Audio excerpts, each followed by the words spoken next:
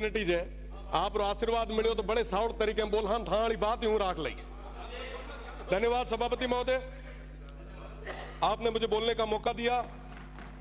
सबसे पहले मैं शिव की जनता का धन्यवाद देना चाहूंगा कि उन्होंने एक अध्यापक के बेटे पे विश्वास जताया और प्रदेश की सबसे बड़ी पंचायत में सबसे युवा सदस्य बनने का मौका दिया।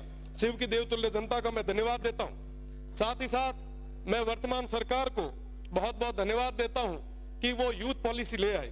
घुमंतुओं और अर्ध घुमंतुओं के लिए पट्टे की व्यवस्था आपने की, जैसा कि पहले मैंने निवेदन किया था, इस सदन में मांग उठाई थी, उस पे काम हुआ, मैं उसकी बधाई देता हूं। साथ ही साथ राइजिंग राजस्थान एक सफल आपका आयोजन रहा, मैं उसकी भी आपको खूब खूब बधाई देता हूं। साथ ही साथ राइजिंग राजस्थान में हम सभी को जाने का मौका मिला, उसके एमओयू के बारे में पढ़ने का मौका मिला।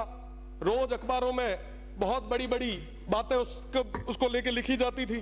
35 लाख करोड़ के एमओयू हुए, बहुत बढ़िया है, होना चाहिए, स्टेट आगे बढ़ना चाहिए, विकास होना चाहिए, बहुत ज्यादा जरूरी। और जब उसके अंदर देखा कि 35 लाख करोड़ के एमओयूज में और क्या क्या है, तब पता चला कि साहब 28 लाख करोड़ तो हमारे अक्षय ऊर्जा के हैं। बहुत अच्छी चीज है, सब स्टेट में ऊर्जा तो होनी चाहिए। अगर आप वेस्टर्न राजस्थान से ऊर्जा उत्पादित कर रहे हो, ये तो वाकई बहुत बड़ी चीज है, मैं इसके लिए धन्यवाद देता हूं।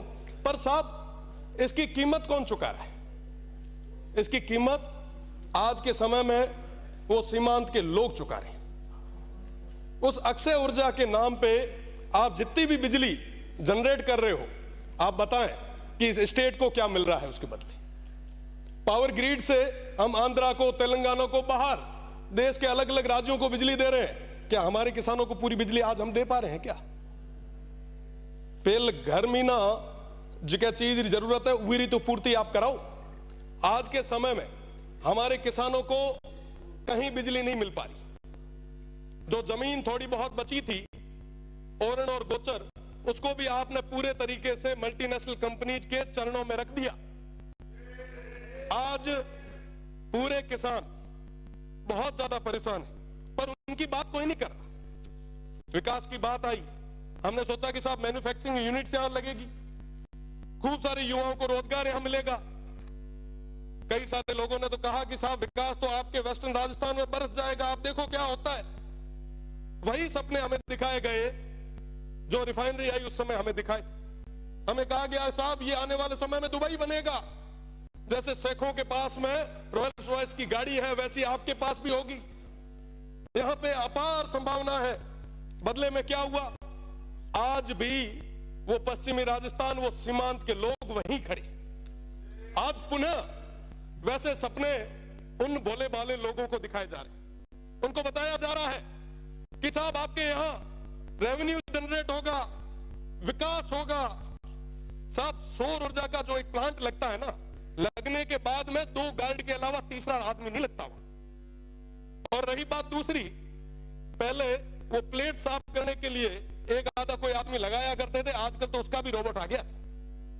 और वहां पे पूरे तरीके से वन्य संपदा थी, उसको पूरे तरीके से खत्म कर दिया गया। अभी महाराज जी कह रहे थे लंपी की बात, पिछले लंपी के दौर में हमने भी खूब सारा प्रयास किया। गाय हम सभी के लिए पवित्र है, भगवान रूपी है। पर साहब आप बताएं कि जब ये ओरण और गोचर खत्म हो जाएगा तो वो गौ माता कहां जाएगी?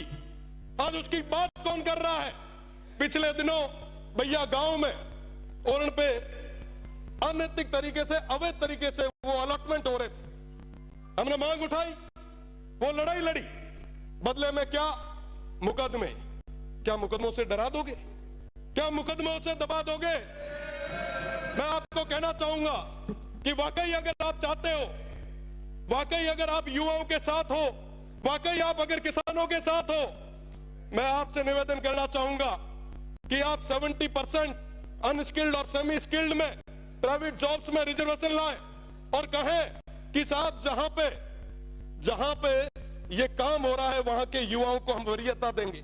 आप लाए? आप नहीं ला पाएंगे। मैं चैलेंज करता हूं, अगर आप ले आ पाए तो आप कहोगे वहां खड़े रहने के लिए हम लोग तैयार हैं। साहब आज इस तरीके से आप ये जो काम कर रहे हैं वाकई बहुत दुखद है। लाखों की संख्या में खेजड़ियां कट रही है, वन्य संपदा खत्म हो रही है। आप याद करो तेजाजी महाराज को, बाबू जी को, हड़बू जी को, अमृता देवी जी को, जम्बेश्वर भगवान को, सब पर्यावरण के लिए उन्होंने क्या क्या नहीं किया, पर आज बदले में क्या हो रहा है? हम एक तरफ एक पेड़ मां के नाम लगा रहे हैं और दूसरे तरफ 100 पेड़ किसके नाम पे काट रहे हैं। जवाब मांगती है ये जनता, स्टेट देख रहा है। और मैं तो पश्चिमी राजस्थान के उन तमाम हमारे 47 माननीय सदस्यों से मैं कहना चाहूंगा, अगर समय रहते आपने उस क्षेत्र की आवाज को नहीं रखा तो वो जनता तैयार बैठी है। ये 1 साल निकल गया, 4 साल निकल जाएंगे, पता नहीं चलेगा। साहब उन लोगों के लिए, उन सीमांत के लोगों के लिए अगर कुछ भला कर सको तो कर लो, इससे बड़ा कोई मौका नहीं आना है। आप जिस सौर ऊर्जा की बात कर रहे हो, आप जिस विंड की बात कर रहे हो, मैं बताना चाहूंगा वो विंड जहां लगता है आसपास के 500 मीटर उस परिधि में कोई भी इंसान और आने वाली पीढ़ी वो सुन नहीं पाएगी। ये स्थितियां उस क्षेत्र में पैदा होने वाली है। साथ बात करनी होगी। मैं तो निवेदन करूंगा सभापति जी से कि आप नहीं होगा। माननीय सभापति महोदय,